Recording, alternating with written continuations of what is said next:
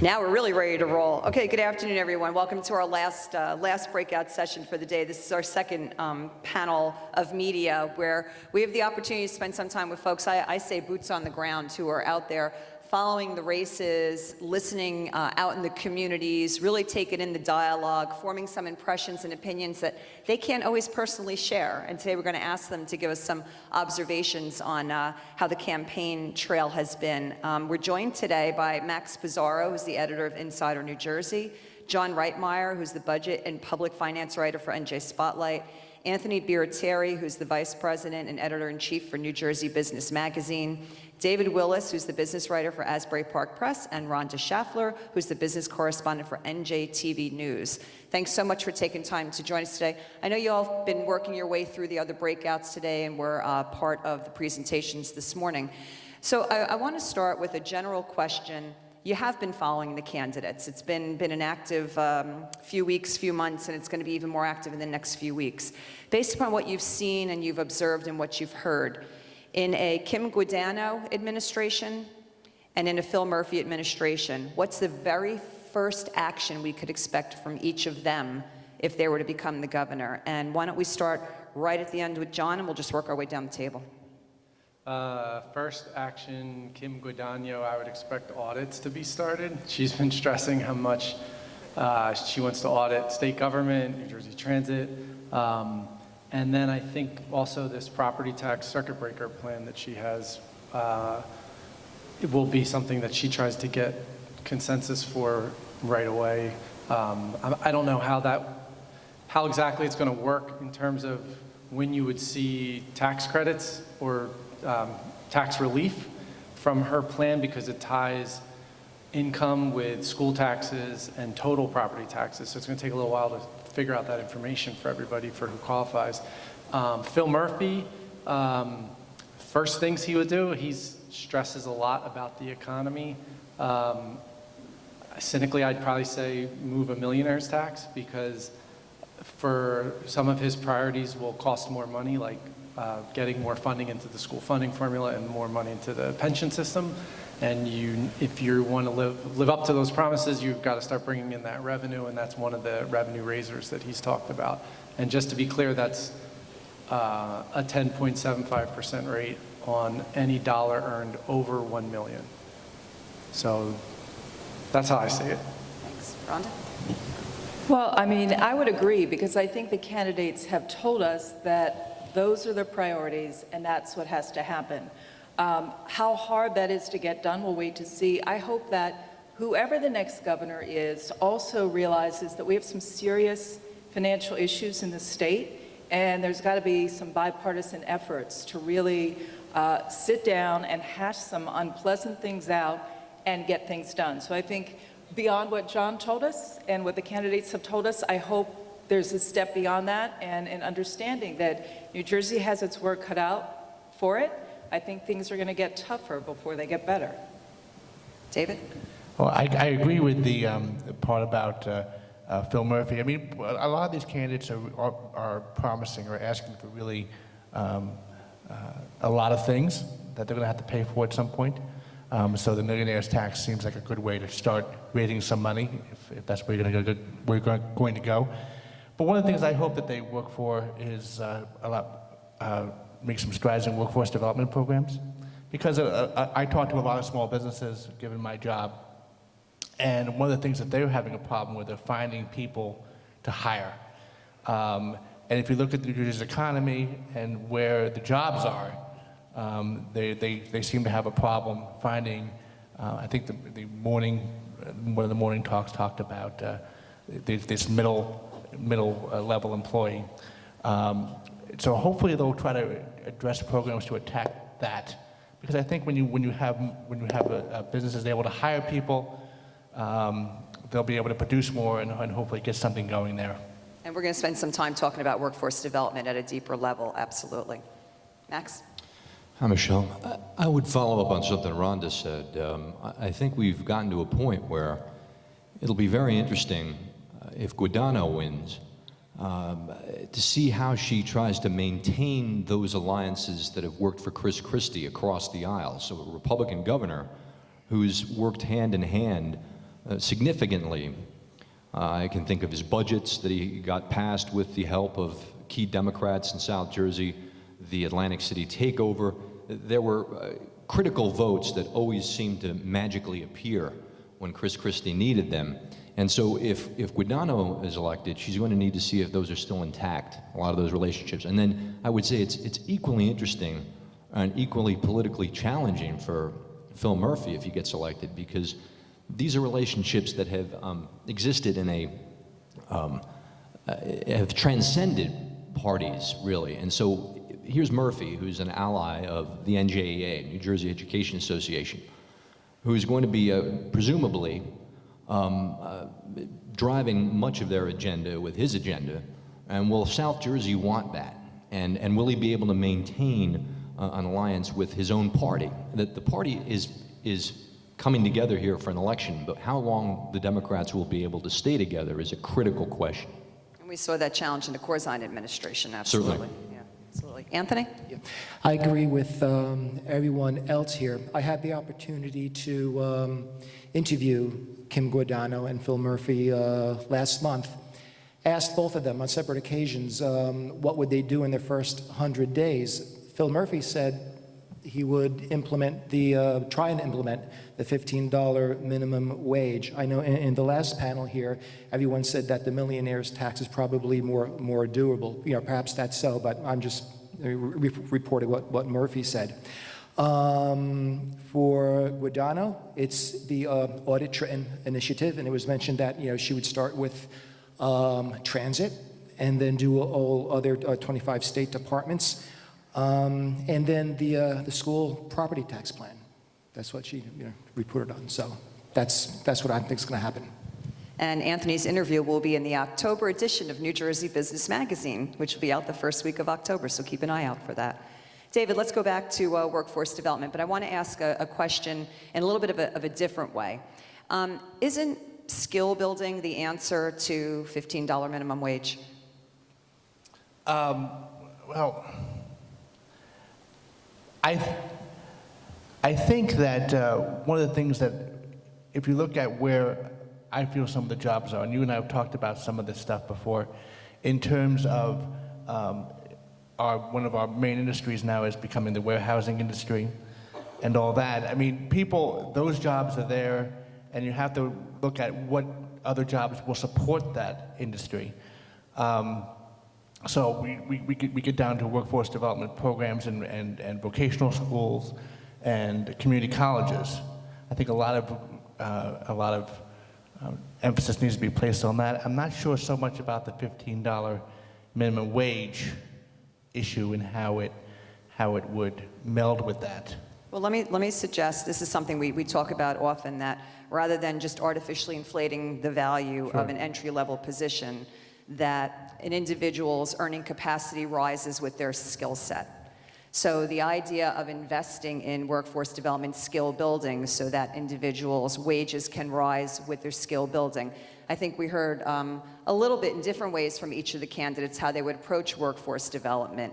And I'm wondering if we don't see that if we can get these candidates talking more and focus on skill building, if we can't find that to be a little bit of pulling back on this rush to $15 minimum wage if we can build their skills instead. Yeah, I'm not sure how quick we'll be going to $15 minimum wages. I mean, I think that's probably one of my problems.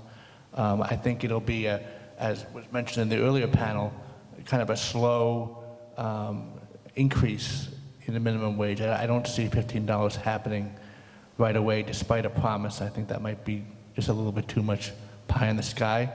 But I think there are ways of increasing workplace, job growth and development by trying to move the skill sets of workers, and also people who might be unemployed now, who might be overemployed, and trying to get them, or underemployed, and trying to get them to the next level through different programs. Go ahead, Max. Michele, please, someone correct me if I'm wrong about this, but I don't know that I've heard a significant Democrat really oppose minimum wage increase. There are internal debates about how incremental it will be, to David's point, whether it's going to be next year, 2 years, or it's a 15 year plan, but they all talk about it. And this strikes me as, in New Jersey, the issue that could be most like the healthcare issue at the national level. What kind of plan will the Democrats devise? Will they really be able to get on the same page? Who will stand in the way of a $15 an hour minimum wage? They can't blame the Republicans. Am I wrong, John? No, I mean, I think this is, you look at it in Washington, and now the Republicans are in control of everything, and they're finding out that it's difficult to be in control of everything and lead. And I think, for better or worse, the Democrats for the last 7+ years have had Chris Christie as their check, so they can hold press conferences that play to what their constituents want to hear. And if they have any reservations about any consequences, they know that Chris Christie will be the check. Well, if Phil Murphy is to win the election, you'll go back, and Michele referenced the Corzine years when the Democrats were, you remember, Max, not agreeing with each other on everything. And I think we even saw that with minimum wage with Prieto and Sweeney, where there was some discord between them. I don't think, there's things that are said in the political arena, and then there's things that are said in the State House and the legislation that's made. And I think we're a long way from, it's not to say it'll never happen, but I think that this is a tougher issue to get from a press conference to a bill signing. So Rhonda and Anthony on $15 minimum wage, because the two of you talk a lot to business. So what are you hearing from business relative to their concerns on $15 minimum wage? Well, talking to Kim Guadagno again, she mentioned the food deserts in inner cities. Newark just had a supermarket opened up that's considered a food desert. She said she had spoken to various other supermarket owners who own facilities in New York, in Manhattan. They were paying their employees $10 to $12 an hour. Now they're doing another $1 increase. She's heard them say, if this goes up to $15, they're going to be shutting down their New York operations. So what's going to happen? I imagine it's going to happen the same here in New Jersey. And then what I'm concerned about too is with the $15 minimum wage. It sounds great, and eventually, we'll probably reach it at some point. I don't know when and how. But what happens to, if it happens right away, what happens to the people now earning $15 an hour? What happens to the people earning $20 and so on? Are costs going to, increase all across the board, up the scale? And if so, that's going to be a major cost to businesses. So what happens? What might happen? We might see layoffs. Seattle implemented a $15 minimum wage. A Washington Post article said you have some employers cutting their payrolls, putting off new hiring, reducing hours, and letting their workers go. So that's a possible scenario. Thank you. Rhonda? Just to add to that, and I don't think there's a business out there that knows they won't be hurt, especially a small business, if you have to pay workers more. And that's a very tough issue, because back to the affordability issue, we know that it's a struggle to live in New Jersey at certain income levels. But what worries me more, and I think we have to think more forward in some of these debates, some of these jobs, whether $8 an hour, $10 an hour, $15 an hour, they're going to go away with automation and a lot of the technological advances. You saw Amazon come up with a trial grocery store. There were no clerks. There was nobody in there but a computer you checked out on. You see that at Newark Airport when you go and you punch this thing to get food, and one person is delivering to, all these people. It used to be 10 wait staff. So this goes back to what David was saying about building skills, because we can argue about the money side, but we need to be forward-looking and we need to think about New Jersey's economy in the future. And we want high-paying jobs, but we don't want to be part of the jobs left behind. So I hope that is something that is kind of front and center for people as we continue this debate. Absolutely. I mean, one of the things that you're talking about is when you talk about jobs going away and this move towards automation, there are jobs that are associated with automation that people fill. So whether that's creating the, fixing the machines and the robots, and there was a great New York Times story last week or 2 weeks ago about some of the jobs that are in the Amazon warehouses that aren't just picking things off of shelves. So I think if we can train people towards those jobs and other things and become a leader in that space, I think that's a place where we have some potential.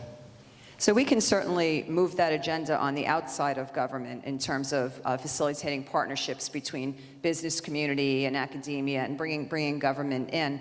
But what have we heard specifically from each of the candidates, other than free education, right? What are we hearing from the candidates about how they're going to create the paradigm and delivery of education in order to start rebuilding those middle-class jobs, which are those, middle-level technical career skilled jobs? Are we hearing anything specific? Are we hearing about incentives? Are we, because all I'm hearing out there is we must do it, but I haven't heard any specifics around a plan. Have either of you? Any of you?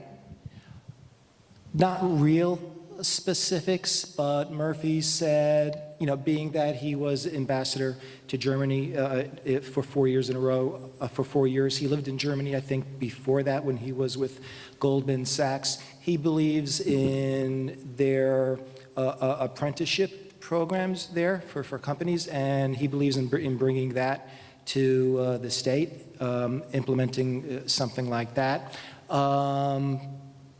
There's other.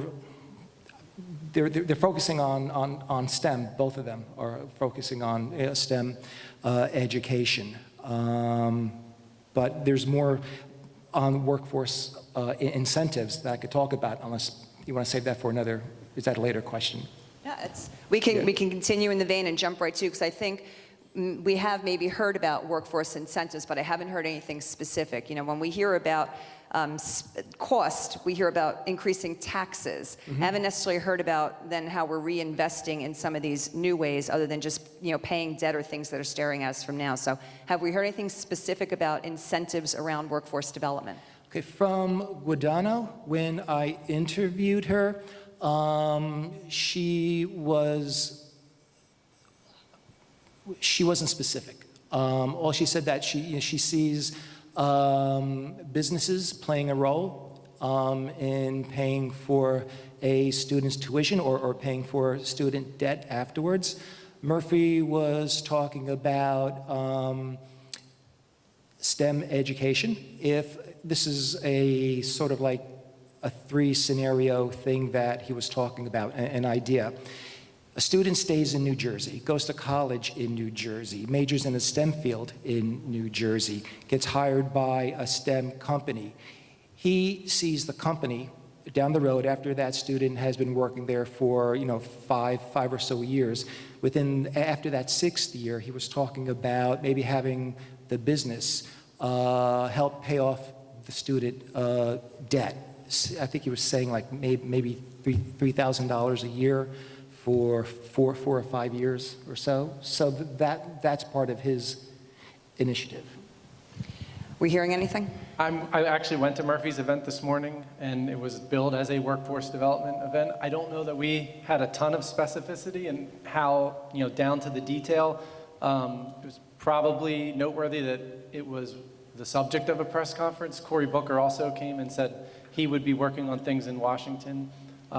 So that it's even being talked about is probably noteworthy.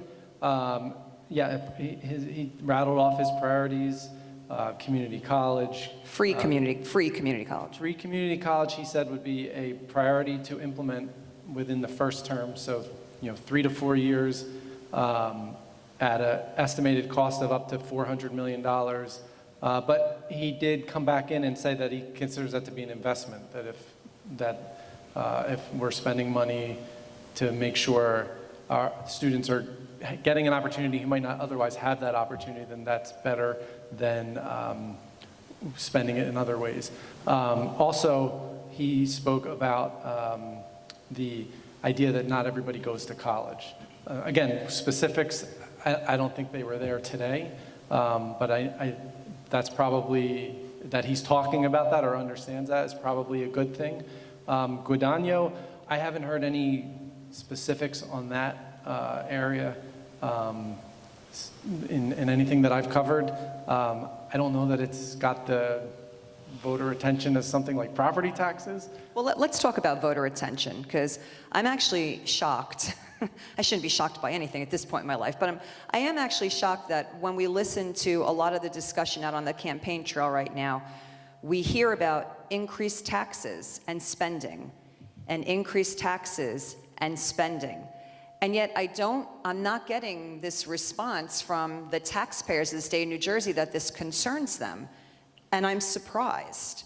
So my question to all of you is, why aren't we hearing a response of, I'm hearing tax and spend, and I'm not concerned? Michele, I think that in the political universe, most people assume because Chris Christie appears to be limping out of office, I think the last poll put him under 20% job approval rating. So and then we have the added complication of Donald Trump's stewardship of the country and how that impacts here in New Jersey. And so I think this forum, as sparsely attended as it is where I've heard the most detailed questions about some of these issues, because what we've seen in the gubernatorial general election contest is a one candidate who's about 25 percentage points ahead, Phil Murphy, who's assumed to be the victor.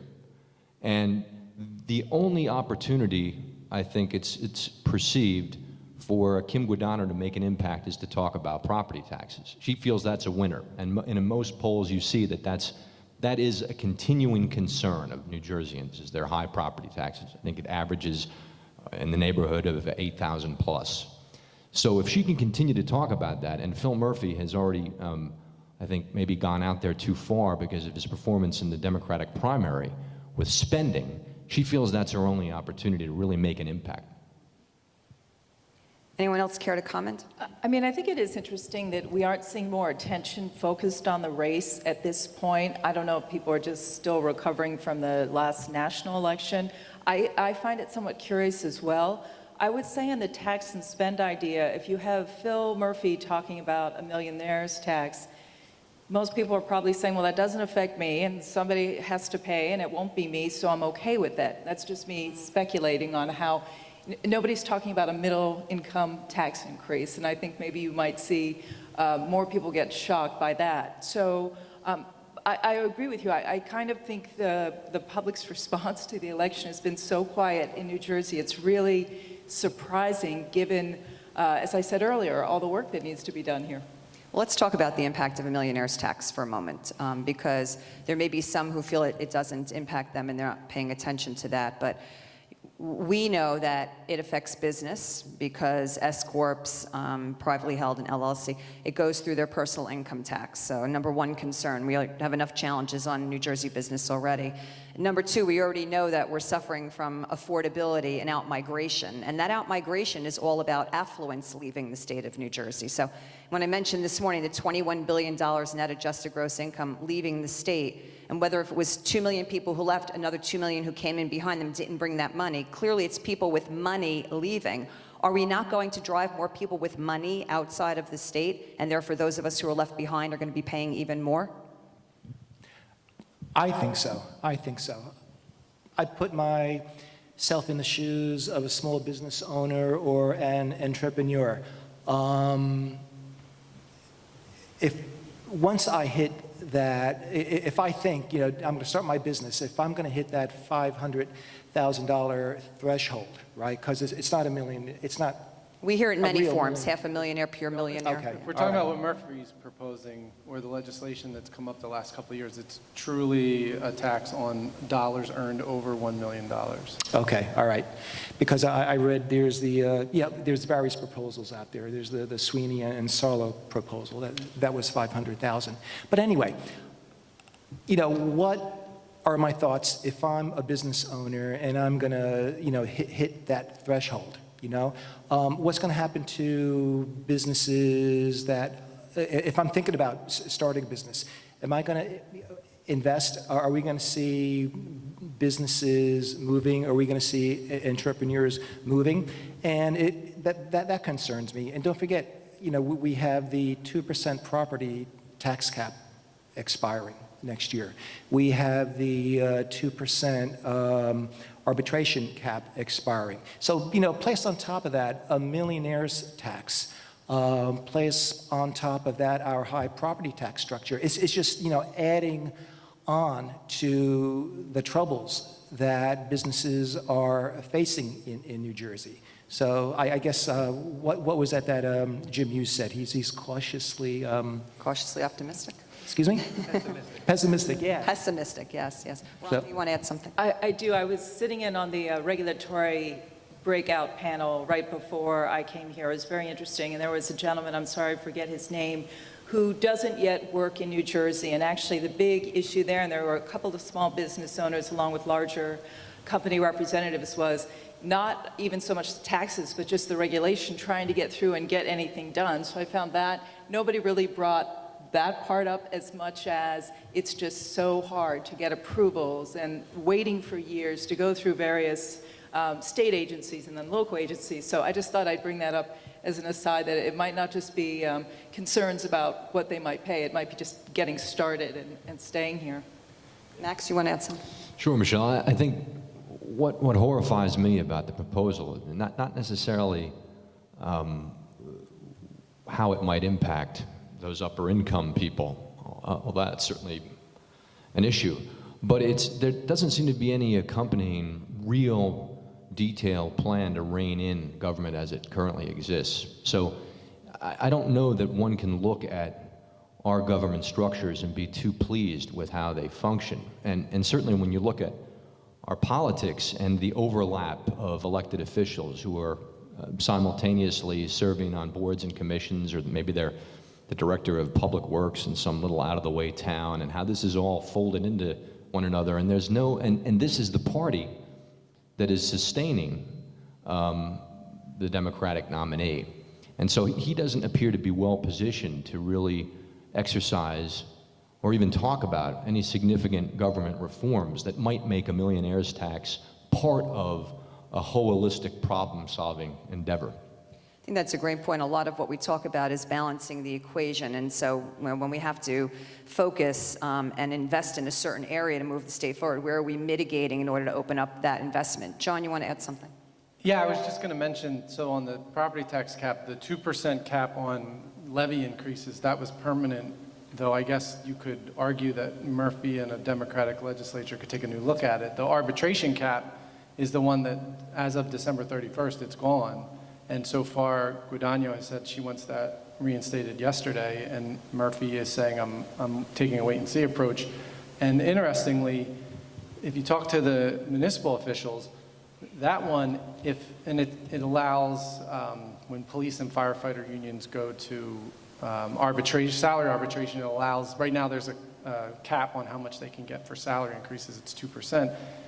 If it was to go away, it wouldn't necessarily mean property taxes would go up because the 2% cap would remain in place. It would mean that the local officials would have to say, if I pay my police and firefighters more, do I have to, cut trash service or, water service or whatever other municipal service? So it's this weird thing where it might be worse than property taxes going up because you might still have high property taxes and have less service.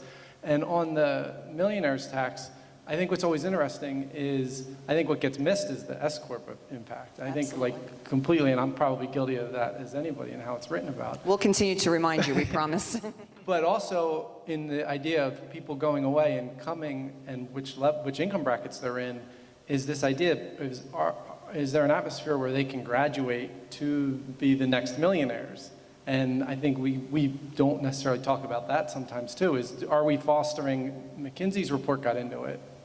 Fortunately, I wasn't here to hear them talk about it today, but is the environment being fostered where we can graduate the next millionaires, or when the millionaires leave, are we stuck with, thousandaires? Yeah, and I think that's the concern. I mean, I think we saw at both ends of it that if you start with the idea that we have millennial outmigration, #1 in the nation, okay, well, today the millennials really are the entrepreneurs, they're the future workforce. So if they're not staying and investing and being nurtured to stay here and grow that next generation of wealth in New Jersey, and then on the other end, those with the affluence who grew their wealth here are leaving, what do we have? What are we left with in the middle? I want to jump back to red tape.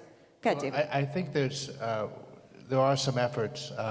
If you look at what's happening at Bellworks and Homedale, it's a great project, and there's a lot of co-working that's going on where young millennial types are starting businesses and being nurtured by more experience and trying to get this work-life balance down. I don't think it's a complete bad picture, but I do think more needs to be done in the Bellworks mode. I think we'll be seeing more of that. But I can't help but look around with, I've been at the Asbury Park Press now for almost 25 years, and so I've been around a bit.